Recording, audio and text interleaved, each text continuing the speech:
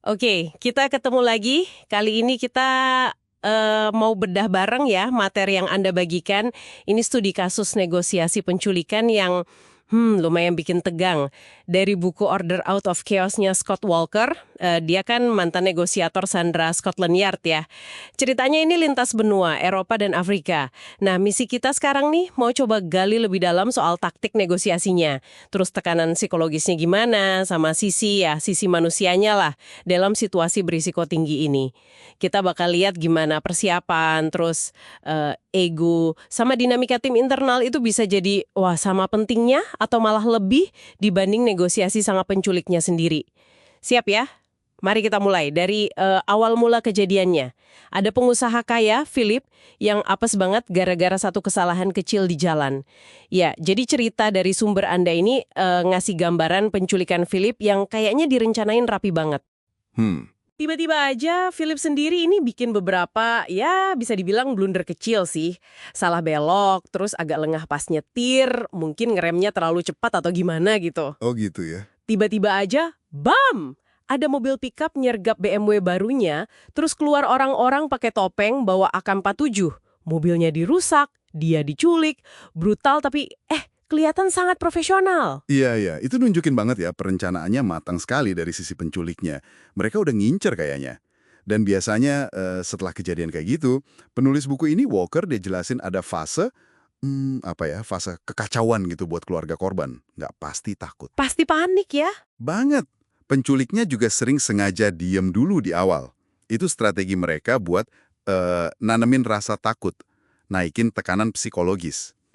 Nah, disinilah peran konsultan kayak Walker ini masuk. Dia kan ditelepon pas lagi di London soal kasus Philip ini. Tugasnya yaitu bawa ketenangan, ngasih struktur, sama strategi di tengah kepanikan keluarga. Menarik nih. Sebelum masuk ke negosiasinya, materi Anda ini nekenin banget soal pentingnya persiapan internal ya. Kayak ngelola emosi diri dulu. Betul. Terus ada istilah red center, itu semacam pusat ketenangan batin gitu ya. Exact. Biar tetap dingin, fokus, sampai visualisasi hasil yang sukses. Persis. Itu fondasi mentalnya. Sebelum perang sama pihak lawan, kita beresin dulu rumah kita sendiri. Kayak persiapan batin gitu ya. Tapi di kasus Philip ini ada lapisan masalah lain ya. Sumber Anda nyebutnya krisis di dalam krisis. Nah, itu dia. Ini yang bikin rumit. Jadi masalahnya bukan cuma sama penculik di luar sana, tapi juga di dalam tim respons keluarga sendiri. Gimana tuh ceritanya? Sepupu Philip, dia kan ngambil peran sebagai kepala keluarga sementara. Tapi dia malah, borong semua peran kunci. Dia jadi ketua tim, dia juga negosiator utama, dia juga yang ngambil keputusan akhir. Wah. Padahal itu jelas banget bertentangan sama saran ahli. Seharusnya kan peran dibagi-bagi ya. Betul. Ini bagian yang bikin penasaran. Kenapa dia gitu ya? Apa kata sumbernya? Soal motivasinya? Sumbernya ngasih indikasi. Kemungkinan besar sih karena, ego. Atau mungkin ada keinginan buat, nunjukin diri lah. Saya bisa handle ini gitu, di situasi genting. Oh, mau jadi pahlawan gitu ya? Bisa jadi. Tapi akibatnya malah nggak bagus. Dia ngabaikan saran-saran penting. Misalnya soal ritme kerja tim yang teratur, biar nggak pada tumbang kecapean. Oke. Sama pentingnya pakai telepon bersih. Jadi, jalur komunikasi khusus yang aman, yang terisolasi buat ngomong sama penculik. Oh, jadi nggak pakai telepon pribadi gitu ya? Kenapa itu penting? Penting banget. Pertama, ya biar nggak gampang disadap. Kedua, biar fokus negosiasinya terjaga. Bayangin kalau lagi negosiasi tegang, telepon pribadinya bunyi terus karena urusan lain, kacau kan? Bener juga ya. Jadi tindakan si sepupu ini malah jadi bumerang gitu ya. Niatnya mungkin baik tapi malah menghambat. Tepat sekali. Dampaknya kelihatan. Dia jadi gampang stres, capek banget. Komunikasi tim jadi, ya ampun, kacau balau. Telepon pribadinya bunyi terus. Pasti nambah tepanan ya? Banget. Ini malah bikin gesekan baru di dalam keluarga sendiri. Udah stres mikirin Philip, ditambah lagi ada konflik internal. Ini contoh nyata banget gimana dinamika internal yang jelek sama ego yang nggak kekontrol bisa jadi penghambat terbesar. Sama bahayanya kayak ancaman dari luar. Krisis internal ini benar-benar ngerepotin banget ya di awal. Terus gimana akhirnya masalah internal ini selesai? Menurut catatan Anda, krisis internal ini baru kelar pas si sepupu akhirnya, mungkin karena udah nggak kuat atau gimana, dia nyerahin kendali negosiasi ke tim yang emang disiapin buat itu. Akhirnya sadar juga ya? Iya, dan nggak lama setelah struktur tim dibenerin, peran-perannya jelas lagi, ego dikesampingkan, nah Philip berhasil dibebaskan. Wah, syukurlah.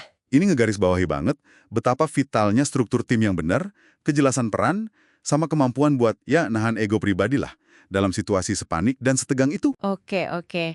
Jadi kalau kita tarik benang merahnya nih dari studi kasus Eropa Afrika ini, ada beberapa pelajaran penting ya yang bisa kita ambil dari materi Anda. Pertama, soal antisipasi dan kesiapan. Kelihatan banget penculiknya siap, sementara Philip ya mungkin sedikit lengah. Betul.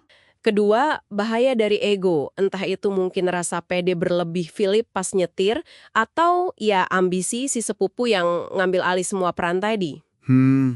Ego ini emang sering jadi masalah ya. Iya, dan ketiga, krusialnya disiplin sama struktur tim. Ritme kerja yang sehat, peran yang jelas, komunikasi terpusat lewat jalur yang aman, itu kunci banget kayaknya. Intinya sih, kita ngelihat betapa detailnya ya perencanaan kejahatan terorganisir itu. Tapi mungkin pelajaran yang lebih dalam lagi, itu soal gimana dinamika internal. Perang ego, kurangnya struktur, komunikasi yang mampet di tim respons itu sendiri, itu bisa jadi ancaman yang sama besarnya, atau malah lebih besar daripada penculiknya sendiri. Jadi kayak musuh dalam selimut gitu ya, krisis di luar diperparah sama krisis di dalam. Persis krisis di dalam krisis. Nah, ini jadi mungkin pertanyaan penutup yang menarik buat Anda renungkan lebih lanjut nih. Dalam situasi-situasi berisiko tinggi yang mungkin pernah atau akan Anda hadapi mungkin di kerjaan atau kehidupan pribadi, seberapa sering sih krisis di dalam krisis ini? Entah itu masalah dinamika tim, ego pribadi, atau mungkin kurangnya rutinitas dan disiplin itu jadi tantangan yang sebenarnya gitu, yang ngehalangin jalan Anda buat sukses. Pertanyaan bagus itu. Sesuatu buat dipikirkan ya. Sampai jumpa di pembahasan kita berikutnya.